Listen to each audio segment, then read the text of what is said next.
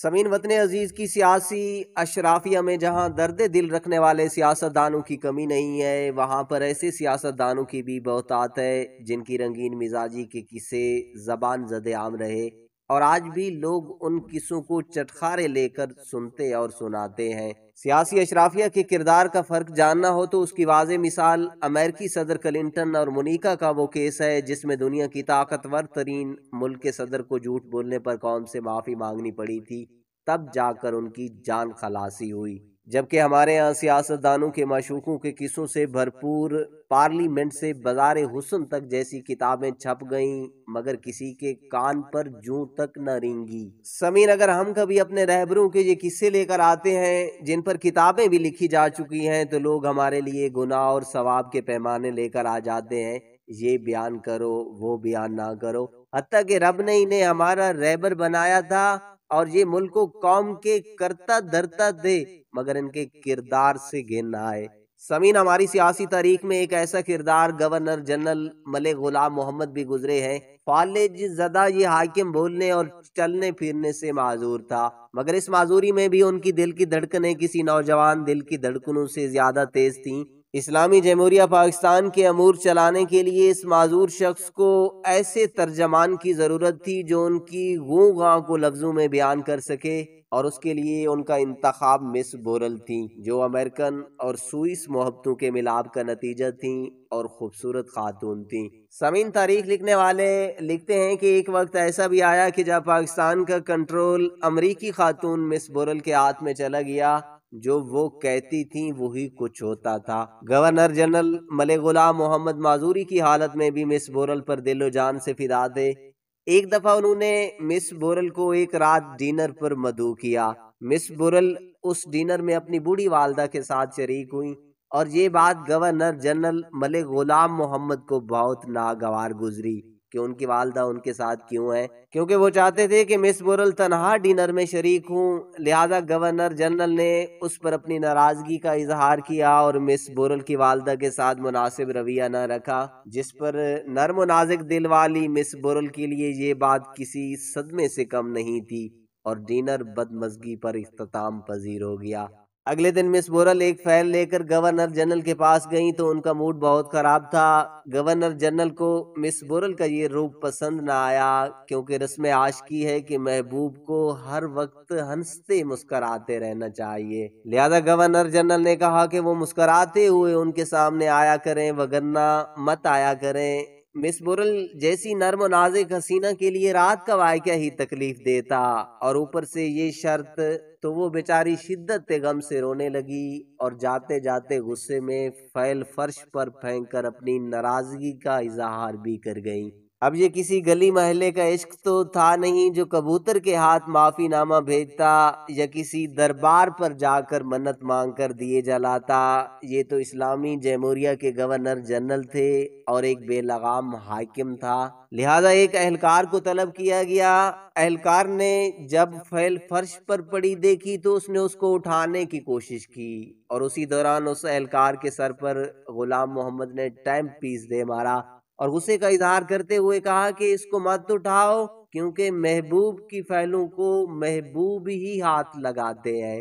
ڈرے سہمے اس اہلکار کے ذمہ یہ کام لگایا گیا کہ وہ مس بورل کے پاس جائیں اور ان کو راضی کریں اور وہ مسکراتے ہوئے فیل گورنر جنرل غلام محمد کے حضور پیش کریں۔ کسی اہلکار کے لیے اس عظیم کام کے بجا لانے سے بڑھ کر اور کیا اعزاز ہو سکتا تھا؟ ایک ایسا عظیم فرض جس سے گورنر جنرل کے چہرے پر مسکراہٹ لوٹ آنی تھی۔ لہٰذا اہلکار نے مس بورل کو راضی کر لیا اور مس بورل کی حالت بھی ماہی بے آب جیسی ہی تھی، گویا وہ بھی اس طرح کے کسی مشورے کی منتظر تھی کہ کوئی ان کو سمجھائے اور وہ ایک بار پھر مسکراتے ہوئے فیل گورنر جنرل کے حضور پیش کرے۔ قصہ مختصر، مس بورل راضی ہو گئیں اور فوری طور پر گورنر جنرل کے آفس کی طرف چل پڑیں اور آفس میں داخل ہوتے ہی مس بورل نے ایک ہنسی کا فوارہ چھوڑا اور فیل فرش سے اٹھا کر مسکراتے ہوئے گورنر جنرل کے حضور پیش کر دی۔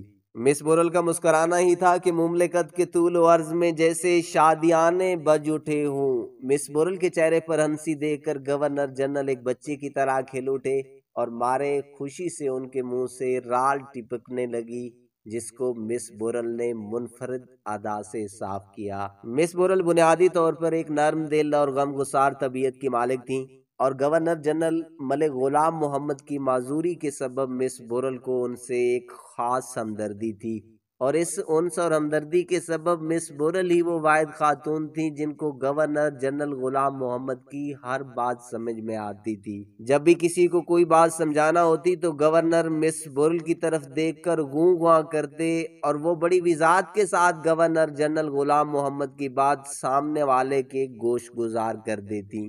ये भी तवज्जो तलब बात है कि हमारे गवर्नर जनरल की बात आम पाकिस्तानी नहीं समझ सकते थे, मगर एक अमेरिकन खातून बआसानी समझ जाती थी और ये सिलसिला अभी तक जारी है और हमारे हाकिमों की बात अमेरिकन को जल्दी समझ आ जाती है, बल्कि बाज़-औक़ात वो हमें भी समझा देते हैं कि हमारे हाकिम क्या कहना चाह रहे हैं। समीन, अब हम आपको बताते हैं कि मिस बोरल का पाकिस्तान से इख्तिताम कैसे हुआ। ये भी एक बड़ी दिलचस्प स्टोरी है। समीन, पाकिस्तान में सिकंदर मिर्जा और उसकी बीवी का दौर शुरू हो चुका था। अगस्त 1955 में मेजर जनरल सिकंदर मिर्जा ने गवर्नर जनरल का ओहदा संभाला। बेगम नहीद सिकंदर मिर्जा के आने से गवर्नर जनरल हाउस की काया ही पलट गई। वो बड़ी सलीका मंद और नफासत पसंद ईरानी खातून थी और उन्हें घर बार सजाने का बेहद शौक था। याद रहे, जो हमारी कल की वीडियो थी वो सिकंदर मिर्जा और नहीद मिर्जा पर ही थी। गवर्नर जनरल गुलाम मोहम्मद बताते हैं कि एक रोज बेगम नहीद मिर्जा मेरे कमरे में तशरीफ लाई और पूछने लगी कि तुम्हें अपने कमरे की नई तज़ईन व तरतीब पसंद आई। मैं बड़ी नदामत से सर खुजाने लगा क्योंकि मैंने वाकई अपने कमरे में कोई नयापन महसूस नहीं किया था। बेगम मिर्जा ने बड़ी मायूसी से पेशानी पर हाथ मारा और कहने लगी, जरा गौर से देखो, पुराने फरसुदा पर्दों की जगह खूबसूरत नए पर्दे लगाए हैं। सोफों के कशन भी पर्दों के हम रंग हैं। दरवाजे के दोनों तरफ खुले हुए फूलों के गमले हैं। खिड़की में भी ताज़ा फूलों का गुलदान है और तुम्हारा मेला सा कोट जो खोंटी पर टंगा रहता था अब ड्राई क्लीन करके प्लास्टिक के कवर में लटकाया है। मैं शर्मिंदा होकर बदज़ौकी की माफ़ी मांगने लगा तो वो मुस्कुरा कर बोली, ये जुर्म काबिल माफ़ी तो नहीं, लेकिन एक काम करो तो माफ़ी मिल सकती है। आप हुक्म दीजिए, मैं हर तरह हाजिर हूँ, गुलाम मोहम्मद ने कहा। बेगम मिर्जा ने संजीदगी से कहा, मिस बोरल को फौरन जहाँ से चलता करो। इस गैर मुतवक्के फरमाइश पर मैं किसी कदर हैरान हुआ तो वो बोली, हैरान होने की कोई ज़रूरत नहीं, कॉमन सेंस की बात है। जितनी देर वो यहाँ रहेंगी उतने ही ज़्यादा स्कैंडल बनने का चांस है। तुम इस दफ्तर के इंचार्ज हो, जल्द से जल्द इसे फारिग कर दो, लेकिन मेरा नाम बीच में ना आए। मिस रूथ बोरल गैर मामूली तौर पर हसास और दूर अंदेश लड़की थीं। गवर्नर जनरल हाउस में तब्दीलियां रूनुमा होते ही औरत की छठी हिस्स ने उसे खबरदार कर दिया कि अब इसका यहाँ गुजारा होना मुश्किल है। चुनाचे मेरे हल्के से इशारे पर उसने अपना इस्तीफा दे दिया और चंद रोज बाद अपनी वालदा को लेकर पाकिस्तान से रुखसत हो गईं। समीन, ये थी गवर्नर जनरल मलिक गुलाम मोहम्मद और उनकी तर्जमान खास मिस बोरल के मबैन नाराजगी, राजी नामा और फिर अब्दी जुदाई की दास्तान। वैसे हमने हाकिम कम और आशिक ज्यादा मुसल्लत किए हैं पाकिस्तान पर। हर ऐद में जिस्मानी न सही ज़हनी मजूर बहरहाल हाकिम रहे हैं, जो कभी अमेरिका से तो कभी अमेरिकी डॉलरों के अवज जिहाद से इश्क फरमाते रहे। हर ऐद में हुक्मरानों की राल टिपकती रही है।